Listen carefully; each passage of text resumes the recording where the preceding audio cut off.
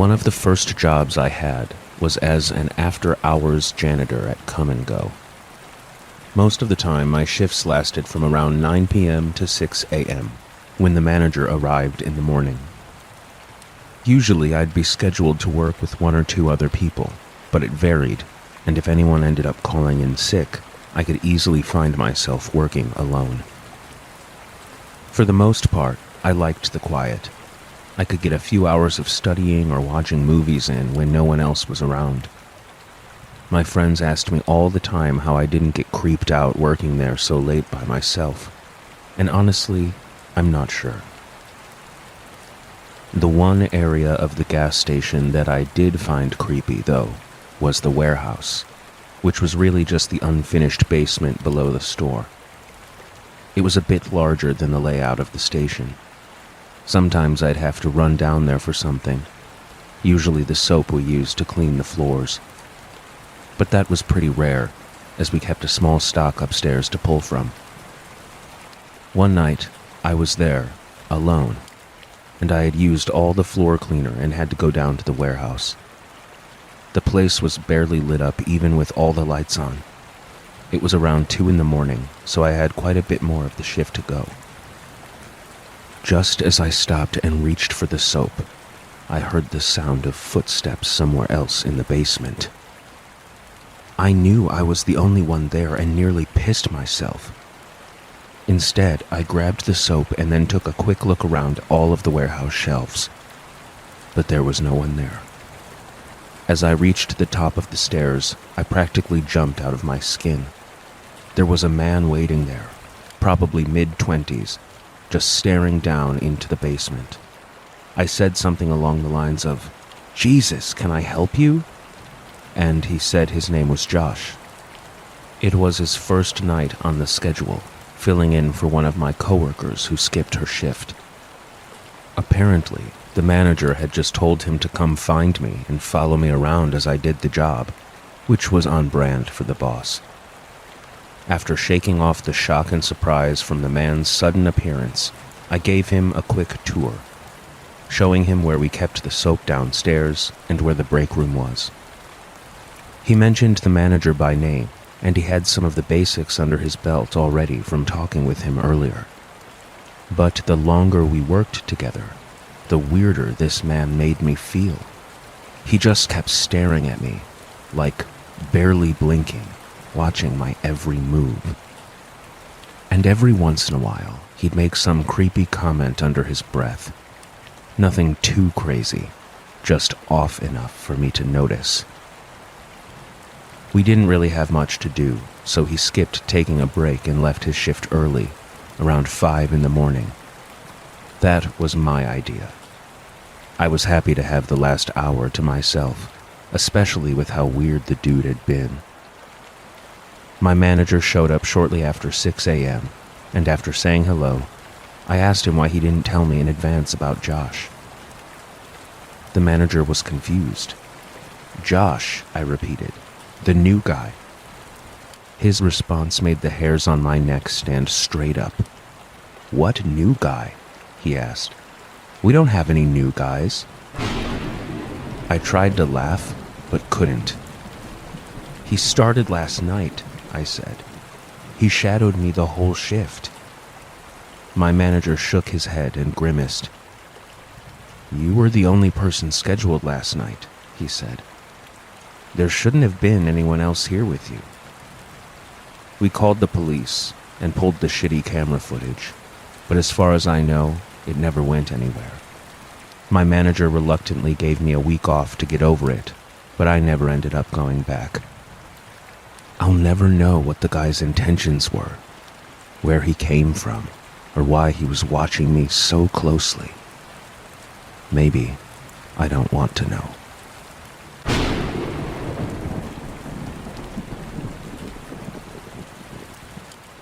I don't usually find myself in situations like this, but that night was different. I was driving through the middle of a national forest, and it was almost 2 a.m. I'm not sure what possessed me to take such a desolate route so late, but there I was, miles from civilization with my gas gauge dangerously close to empty. There had been a sign a few miles back that said no gas for 45 miles. It had been the kind of ominous warning you see in horror movies right before something bad happens, but my options were obviously limited. I could either push through on fumes and hope for the best, or stop at the gas station it was advertising. Normally, I'd never consider stopping so late, especially in the middle of nowhere. But the thought of being stranded out there was even worse. My nerves were already on edge as I rounded the bend, and I couldn't help but feel a strange mix of relief and apprehension when I saw the small gas station come into view. I was surprised it was even open at that hour. The station had one of those flickering neon signs that barely illuminated the words, 24-hour self-serve. The place was practically swallowed by the surrounding forest, with trees pressing in on all sides, their shadows stretching across the cracked pavement. It sort of felt like stepping into another time.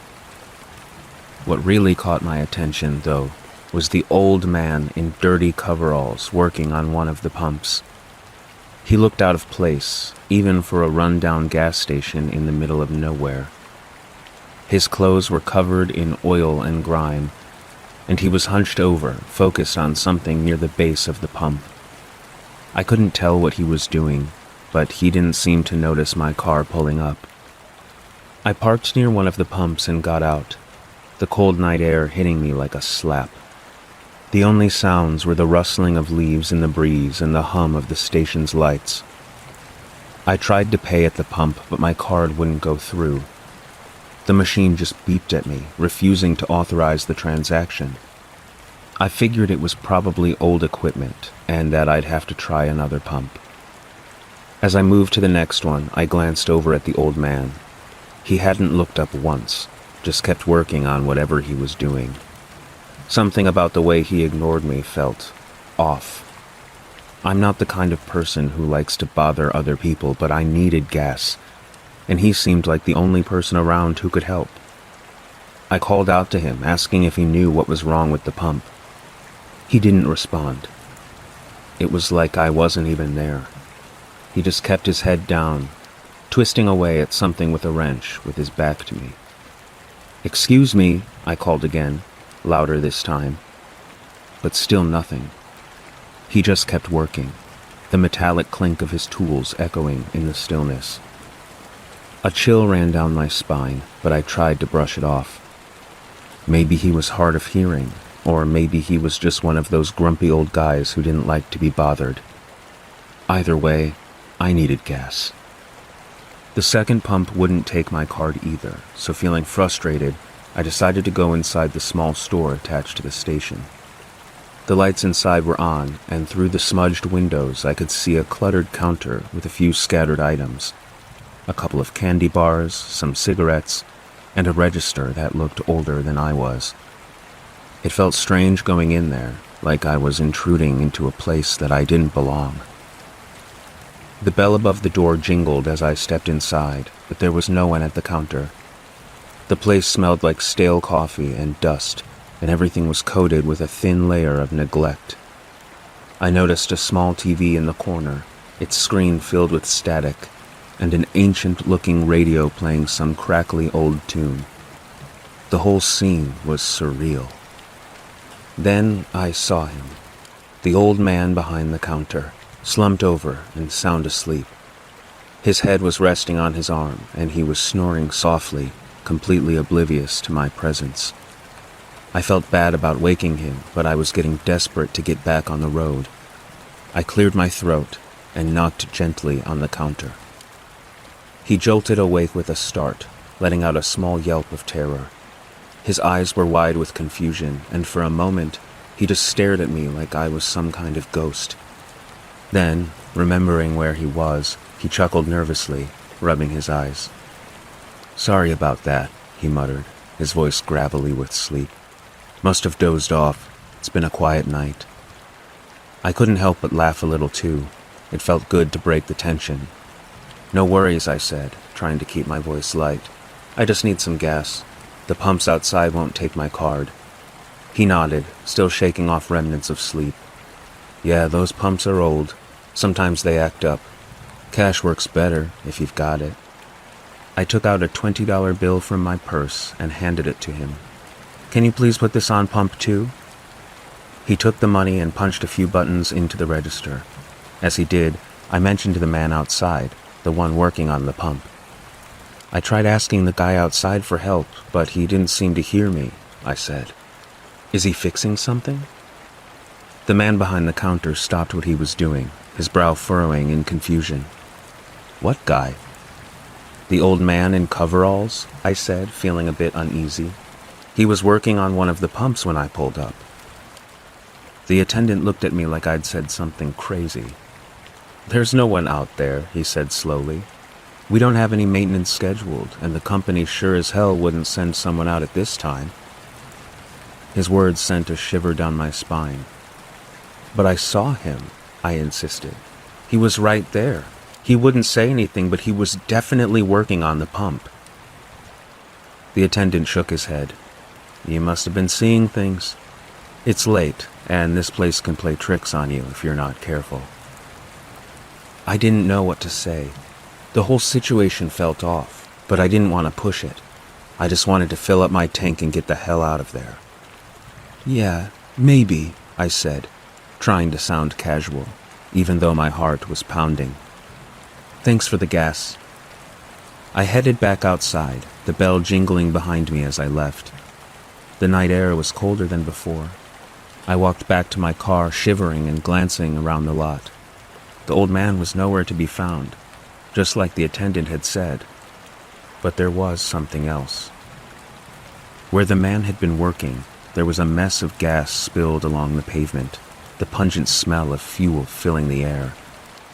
It looked like someone had yanked the nozzle out of the pump in a hurry, letting it gush onto the ground.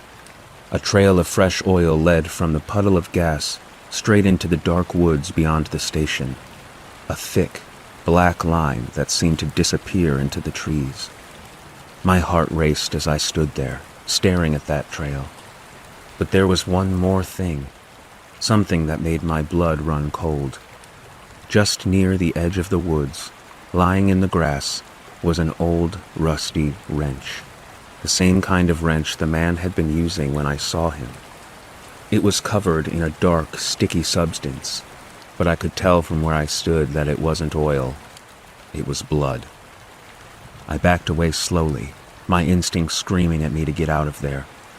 My hands shook as I grabbed the nozzle and started filling up my tank, my eyes darting back and forth between the woods and the station. I felt like something was watching me, waiting for me to let my guard down. Every second felt like an eternity. But finally, the pump clicked off, and I hastily shoved the nozzle back into place.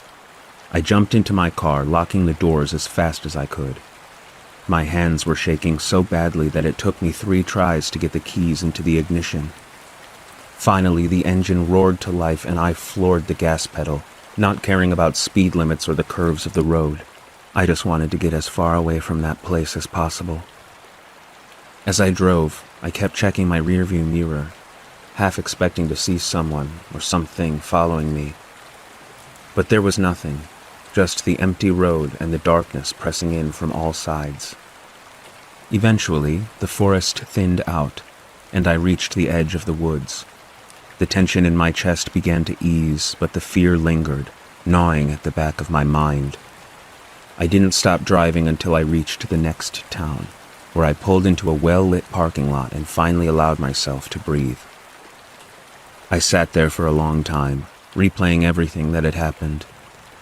I couldn't explain what I'd seen, but I knew one thing for sure. I wasn't imagining it. That gas station, that man, whatever it all had been, it was real. I never took that route again, no matter how much time it might save. And to this day, I can't pass a gas station late at night without feeling a shiver of unease, wondering if I might see that old man in the coveralls again, working on a pump that's long since stopped working, in a place where no one should be.